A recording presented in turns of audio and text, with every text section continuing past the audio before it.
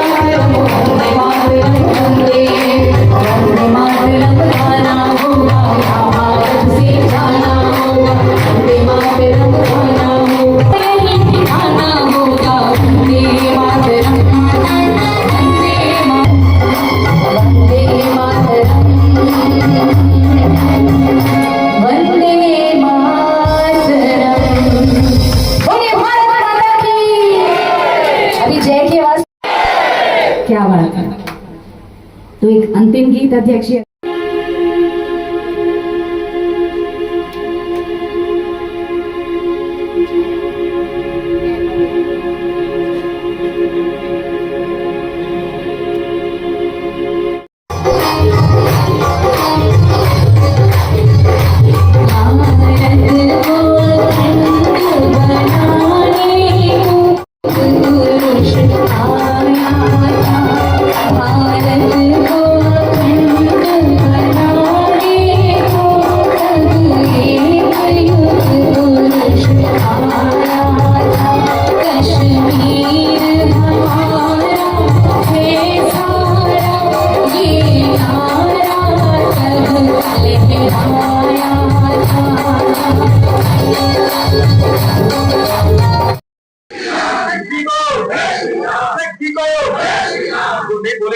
उंगली कर दूंगा और अध्यक्ष जी को बता दूंगा कि ये नहीं बोल रहा, इसलिए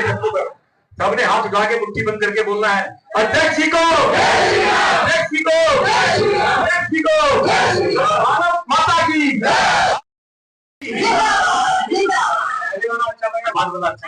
एक बार दोबारा बोलिए, भारतीय जनता पार्टी,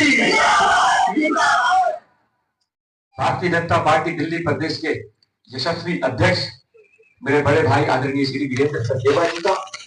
कि आज करोलबाग जिले के अंदर आकर के इस कार्यक्रम को उन्होंने एक नई ऊंचाई प्रदान की। ये कार्यक्रम यूं तो हम हर साल मनाते हैं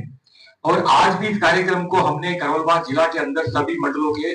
शक्ति केंद्र प्रमुख तक मनाने का प्रयास किया है। अभी कुछ रिपोर्ट आ गई है, कुछ थोड़ी देर तक आ जाएगी। जब हम बात करते हैं आदरणीय श्यामा प्रसाद मुखर्जी की, तो श्यामा प्रसाद मुखर्जी एक नाम नहीं थे, केवल एक किस प्रकार से एक विजन थे श्यामा प्रसाद मुखर्जी, और किस प्रकार से अभी आदरणीय दीदी ने बताया कैबिनेट मंत्री के पद को ठुकरा करके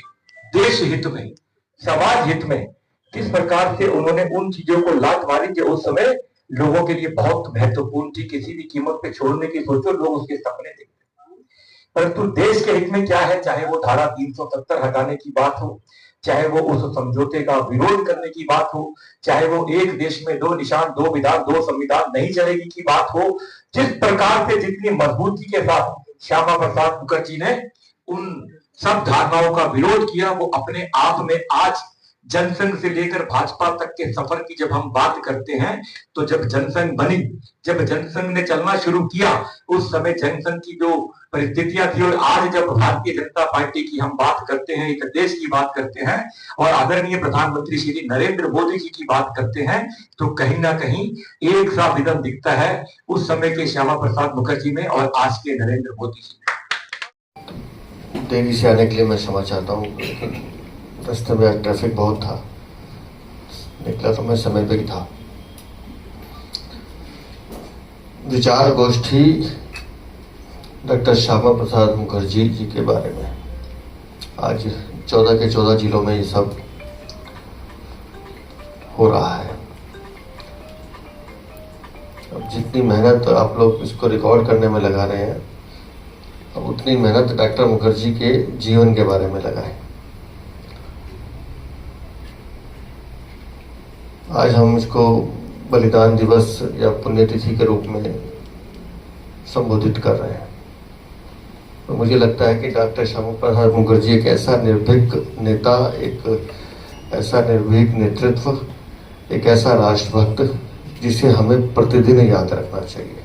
जी के बारे में बात नहीं कर रहे हैं, तो एक बार हम आपस में जानकारी के लिए, डॉक्टर मुखर्जी ने पहली बार मंत्रिमंडल से इस्तीफा कब दिया? अगर आपको राष्ट्र नीति समझनी है, हम लोग गली नाली खलंजा इन सबकी राजनीति करते हैं, लेकिन अगर उस विचार को समझना है कि जिस विचार के रूप में आप लोग यहाँ बैठे हैं, तो आपको डॉक्टर मुखर्जी और दीनदयाल उपाध्याय इन दो लोगों को पढ़ने की आदत डालनी पड़ेगी। दो व्यक्तित्व ऐसे हैं भारतीय राजनीति के, जिन दोनों का अगर हम देखेंगे कि उनका व्यक्तित्व दोनों का विरोधाभासी है, बिल्कुल विपरीत दिशा में। डॉक्टर मुखर्जी जिद्दी, एग्रेसिव और अपनी बात के लिए बिल्कुल प्रखरता से अटकने वाले और अपनी बात को मजबूती के साथ रखने वाले। वहीं पंडित दीनदयाल उपाध्याय सौम्य, सरल, मधुर, लेकिन संगठन दोनों में जो एक बात कॉमन है, वो है निष्ठा, वो है कमिटमेंट, वो है राष्ट्रभक्ति।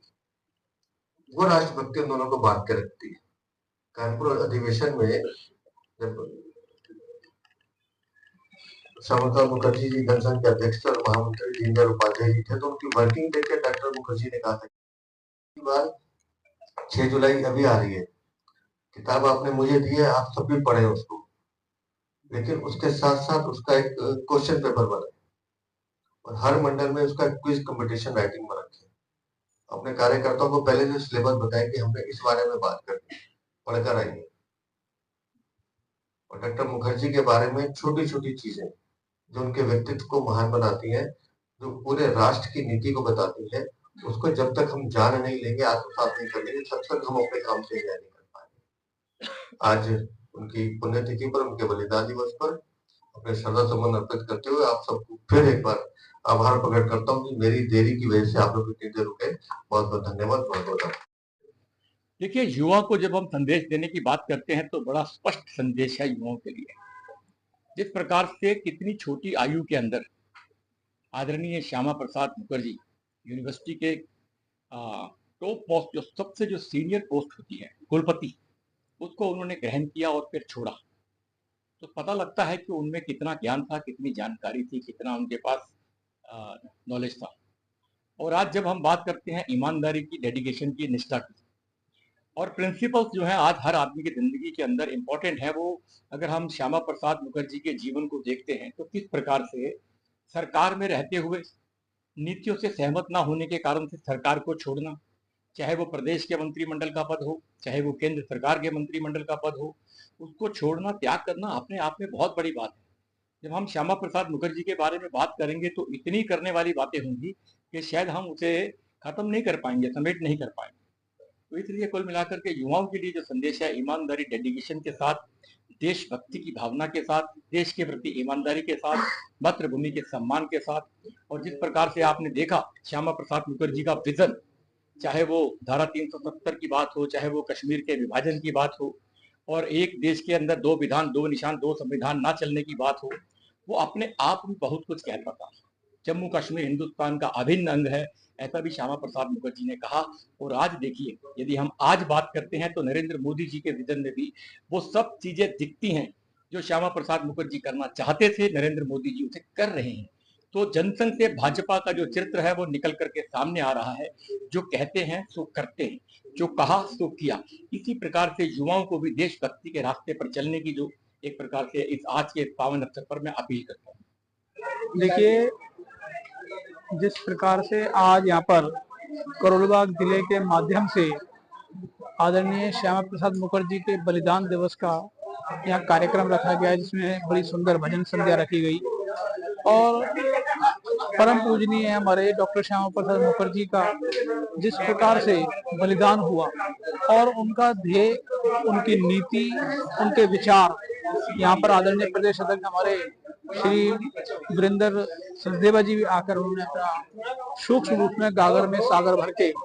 और बड़ा एक जीवन की ऐसी अमूल्य चीजें बताई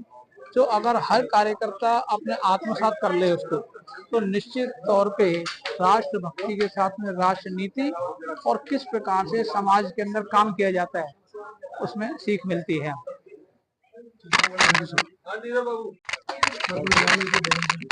मेरा नाम राजकुमार खुराना है और मैं पूर्व निगम पार्षद और उसके साथ साथ पूर्व जिला में मैं कोषाध्यक्ष भी रहा हूँ और उपाध्यक्ष भी रहा हूँ। बलिदान दिवस है आज का ये कार्यक्रम जो हमने डॉक्टर श्यामा प्रसाद मुखर्जी का बलिदान दिवस यहाँ पर मनाया है। ये एक बहुत ही मैं तो कहता हूँ शिक्षा से ओतप्रोत है और आज सभी कार्यकर्ताओं को जो आज हमारे अध्यक्ष जी ने, जिला अध्यक्ष जी की मेहनत से और जो प्रदेश अध्यक्ष जी ने जो हमारा मार्गदर्शन किया, ऐसा मार्गदर्शन हमें कभी नहीं मिला। मतलब जो आज उन्होंने गागर में सागर और डॉक्टर श्यामा प्रसाद मुखर्जी के बारे में जो उन्होंने बताया, वो अपने आप में एक बहुत ही शिक्षाप्रद है और हम सब ने उससे शिक्षा भी ली है और प्रेरणा भी प्राप्त की है।